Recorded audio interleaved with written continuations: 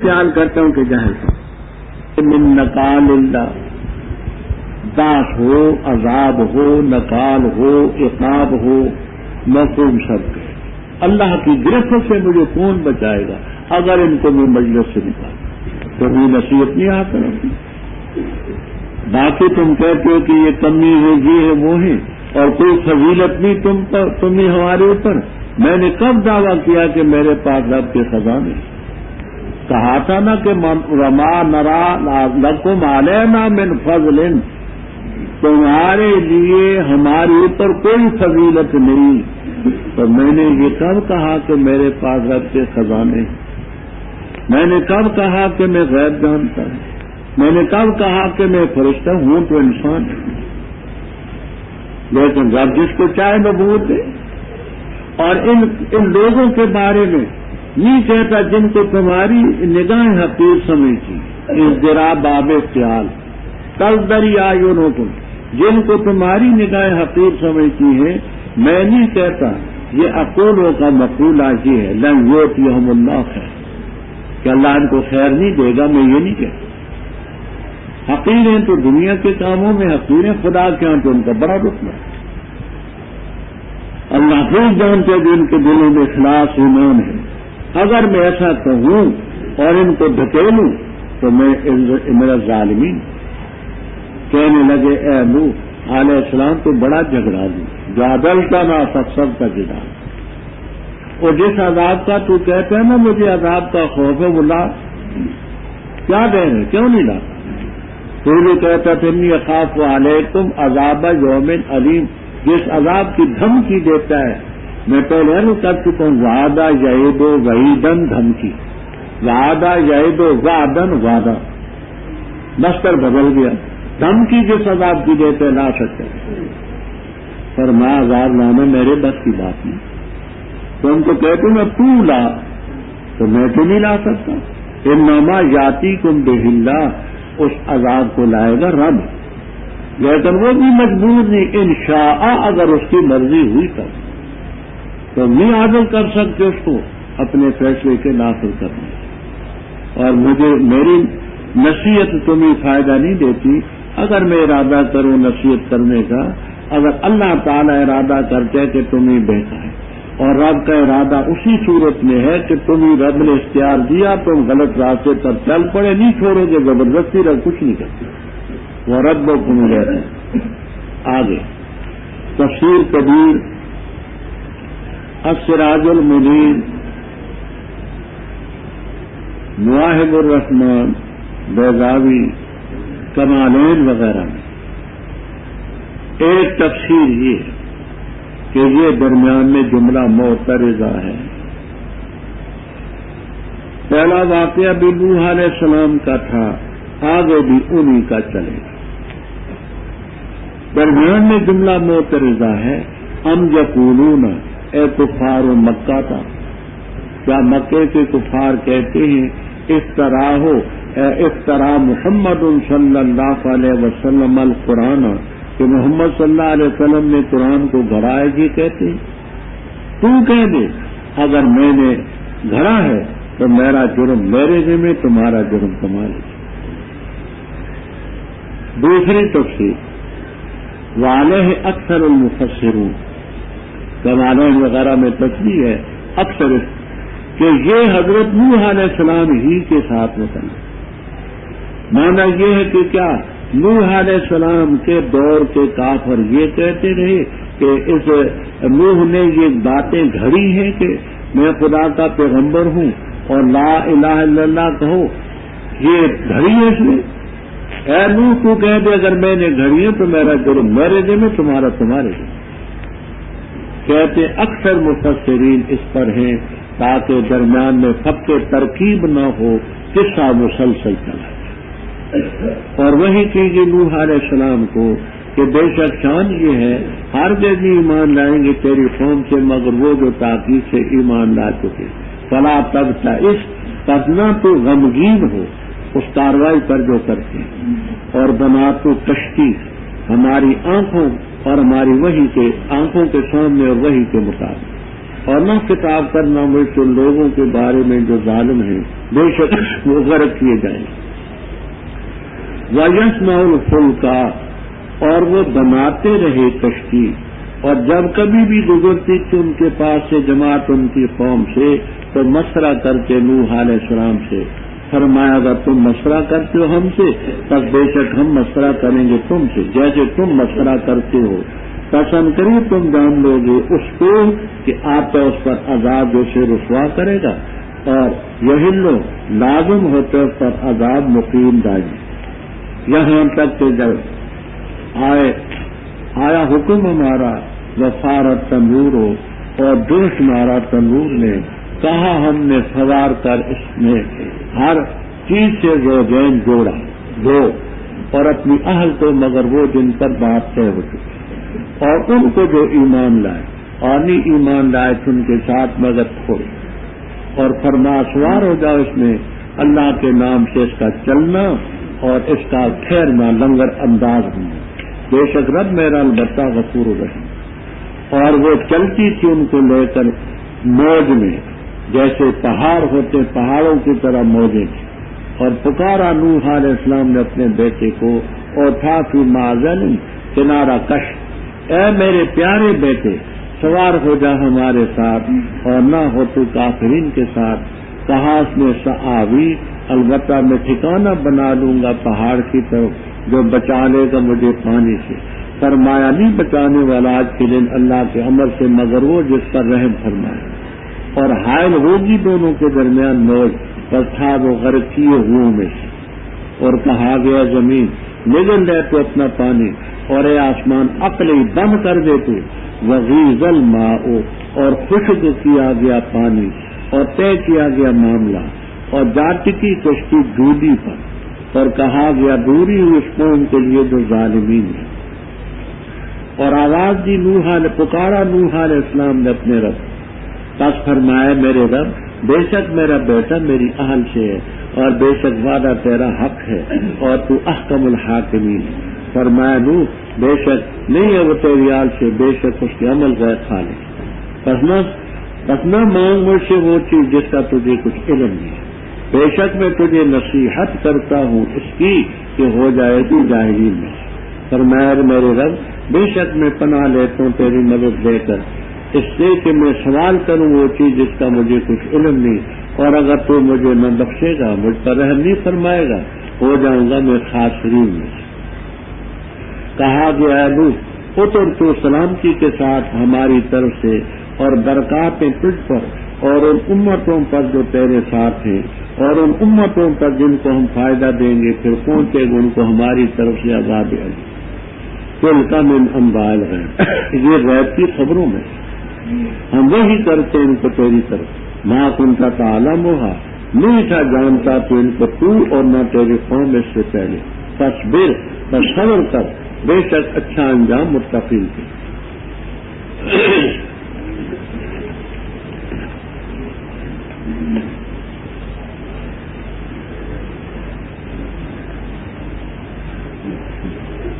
بریلوی حضرات کے عالم اب فوت ہو چکے ہیں مولوی محمد عمر صاحب، ان کی کتاب ہے مقیاس حنفیہ، اور مفتی احمد یار خان صاحب کی کتاب ہے جاء الحق، اس میں بھی ہے مقیاس میں بھی ہے، اور بھی ان کتابوں میں لکھا ہے کہ وہابی کہتے ہیں کہ کل کی خبر کو اللہ کے بغیر کوئی نہیں جانتا، اور ما فی الارحام کو بھی صرف رب جانتا ہے اور کوئی نہیں جانتا، تو ان کے دعوے قرآن سے باطل ہیں۔ کیسے؟ وہ سورہ نوح میں آپ پڑھیں گے کہ نوح علیہ السلام نے فرمایا پروردگار ان لوگوں کو تباہ کیوں، لن یلدوا الا فاجرن کفارا، یہ نہیں جنیں گے مگر فاجر اور کافر، تو معلوم ہوا کہ پیٹ کے اندر کا بھی علم ہے نا کہ کافر اندر ہیں نکلیں گے، اور لن یلدوا حرف لن مضارع پر داخل ہو تو استقبال کا نفی استقبال کا فائدہ دیتے ہیں، تو کل کی خبر بھی تو معلوم ہوگی، ان کا استقلال سمجھ لیا آپ نے؟ اچھا، ہم نے ازالہ میں بات کی ہے، جہاں صرف اشارہ کیے دیتے ہیں کہ اللہ تعالی کی طرف سے وہی آئی نوح علیہ السلام کو، وَأُوحِيَ إِلَىٰ نُوحٍ، کیا وہی آئی؟ انہ بے شک شان یہ لن یؤمن من قومک الا من کفر، ہرگز ایمان نہیں لائے گا تیری قوم سے مگر وہی جو ایمان لا چکا۔ تو اس وحی کے بعد تو ان کو پتا ہو گیا نا، آئندہ رب نے فرمایا تو کوئی ایمان نہیں لائے گا۔ اچھا، تاکہ غمگین نہ ہو جو کارروائی وہ کرتے، وَاصْنَعِ الْفُلْكَ، کشتی بنا ہماری آنکھوں اور ہماری وحی کے مطابق۔ کشتی کے متعلق یہی آپ نوٹ کرتے ہیں تو کر دیں۔ تورات میں لکھا ہے کہ گوفر ایک لکڑی ہے، اس گوفر لکڑی کی کشتی بنائی، جیسے ہمارے ہاں یہ ٹالی ہے نا، ٹالی اور شیشم، یا ہندوستان میں ساگوان ہے، یا سرحد میں اخروٹ کی لکڑی ہے، پکی ہوتی ہے، اس کے پیالے بھی بنتے ہیں، کنالیاں اور کھانک بھی بنتے ہیں۔ اسی طرح وہ گوفر ایک لکڑی تھی، اس گوفر لکڑی کی تختیاں انہوں نے بنا کر کے کشتی بنائی۔ تورات ہی میں ہے کہ 300 ہاتھ وہ لمبی تھی اور 50 ہاتھ چوڑی تھی اور 30 ہاتھ اونچی تھی۔ یہ تورات میں۔ نیاز فتح پوری ویسے ملحد تھے، حساب کا بڑا ماہر تھا، عربی کا بڑا ماہر۔ اس کی کتاب ہے منو یزدان میں ہم نے پڑھا کہ وہ 300 ہاتھ 550 فٹ بنتے ہیں، تو 550 فٹ وہ لمبی تھی، اور 50 ہاتھ 91 فٹ 8 انچ، 91 فٹ 8 انچ یہ چوڑی تھی، اور 30 ہاتھ اونچی تھی، یعنی 55 فٹ۔ یہ اس کشتی کی پیمائش ہے۔ حضرت نوح علیہ السلام نے اس میں کئی طبقے رکھے۔ ایک نچلا طبقہ تھا جس میں وہ دانے وانے جو کچھ ہوگا، پھر حیوانات کے لیے تھا، پھر اوپر انسانوں کے لیے تھا۔ تو بنا کشتی ہماری نگاہوں، ہماری وحی کے مطابق، لیکن خطاب نہ کرنا مجھ سے ظالموں کے بارے میں کیوں، اس لیے تم نہ مغرے۔ وہ کشتی بناتے رہے، جب بھی ان کے پاس سے جماعت گزرتی قوم کی تو مسخرہ تھا۔ کوئی کہتا اے نوح علیہ السلام، معلوم ہوتا ہے کہ تیرا وہ نبوت والا رسالت والا کام نہیں چل سکا، اب تو ترخان بن گیا ہے۔ کوئی کہتا ہے یہ کشتی کہاں چلائے گا، دوسرا کہتا ہے بھی ہمارے چھپڑ میں چلائے گا نا، جو ہماری وہ ڈھنڈ ہے نا اس میں چلائے گا۔ طرح طرح کے مذاق کرتے ہیں۔ فرمائیں تسخروا منا فإنا نسخر منکم کما تسخرون، ہم قریب جان لو کہ کس پر عذاب آتا ہے جو اسے رسوا کرے گا۔ وَيَحِلُّ،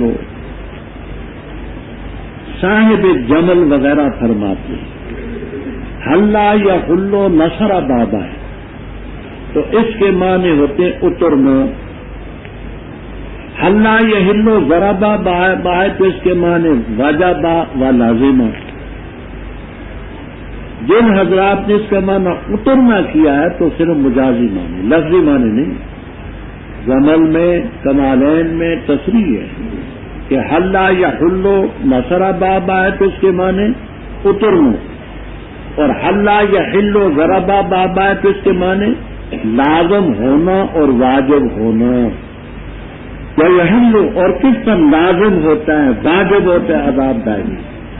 فتح یہ غایا ہے۔ غایا کس بات کی؟ وہ مشورہ کرتے رہے حتی اذا جاء امرنا، ہمارا حکم آئے۔ وصار تنور، تنور کے متعلق یہاں دو تفسیریں مشہور ہیں۔ ایک تو وہ تنور ہے جس میں روٹی پکتی ہے اور آپ کھاتے ہیں، دوسرا یہ ہے کہ تنور کے معنی وجہ الارض، زمین کی سطح۔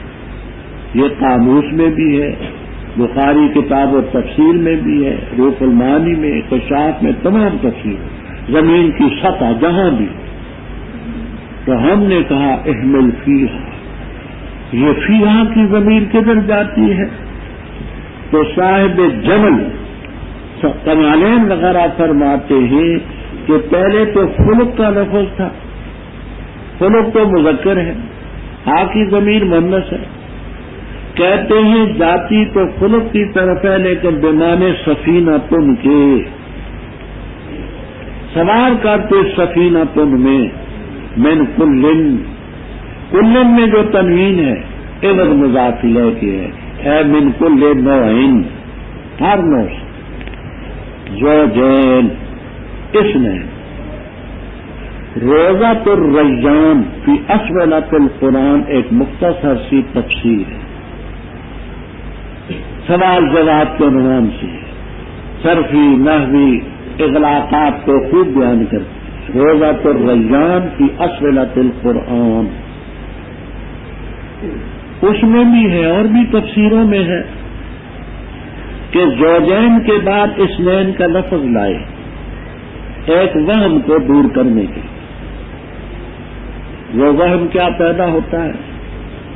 آپ نے منطق وغیرہ کی کتابوں میں پڑھا العدد اما زوج و اما فرد، عدد یا ہوگا جفت ہوگا یا طاق ہوگا، تو زوج کے معنی تو جفت کے ہیں، تو زوجین تسمیہ ہو تو اس کے معنی دو جفت ہوئے تو چار ہو گئے نا، زوجین کے معنی چار ہوئے، کیوں زوج خود جفت ہوا، تو اس کا جو تسمیہ نکالیں گے تو زوجین کے معنی کیا ہوئے؟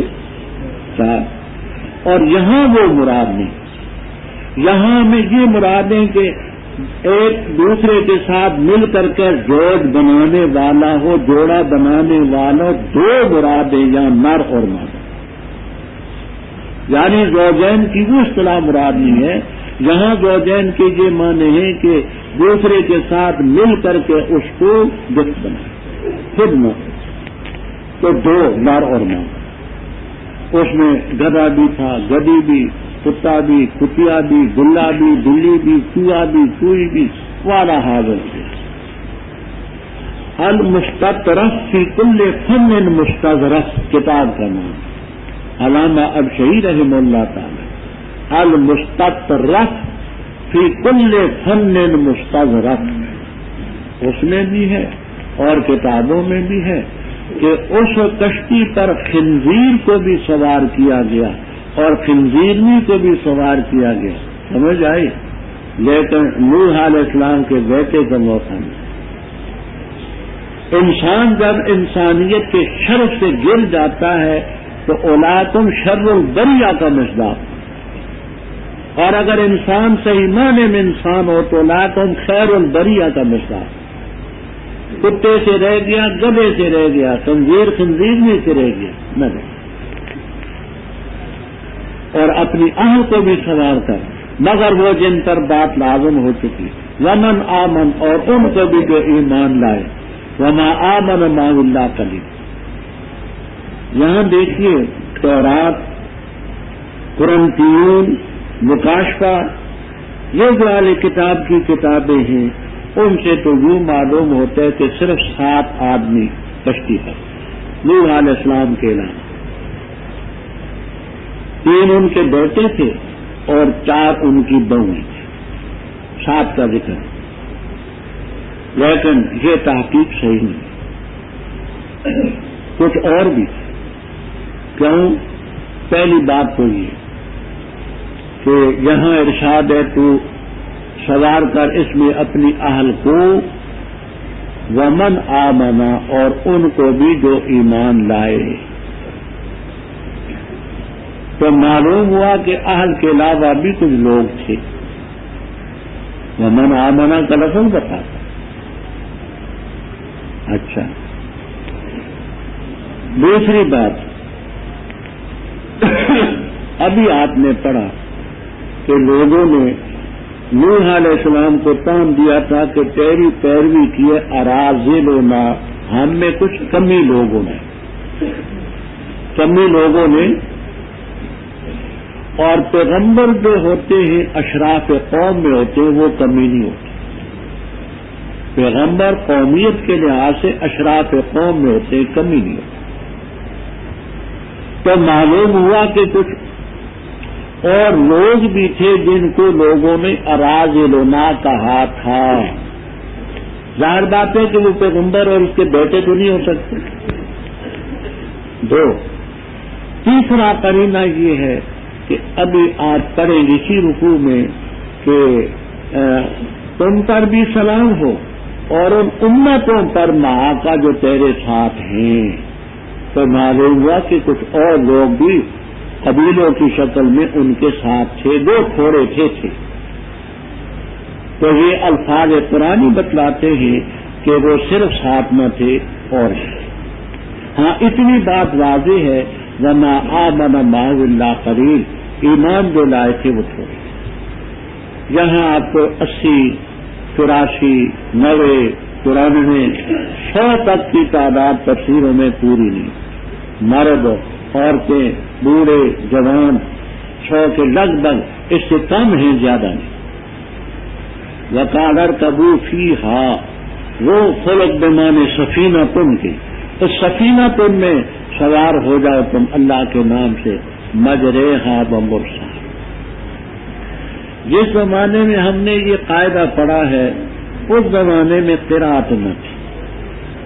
ہم نے دارالعلوم دیوبند میں فوائد مکیہ پڑھی، نمبر خوب حاصل کیے، لیکن تلفظ جیسے گئے تھے ویسے آئے. الآن کما تھا، تلفظ کی طرف غور نہ ہم نے کیا اور نہ اسلام. ہمیں استادوں نے یہ بتایا تھا کہ بیٹا اس کو تم پڑھنا ہے جیسے سویرے کی رائے پڑھتے ہو نا، سویرے، تو اس کو پڑھے بسم اللہ مجریہا ومرساہا.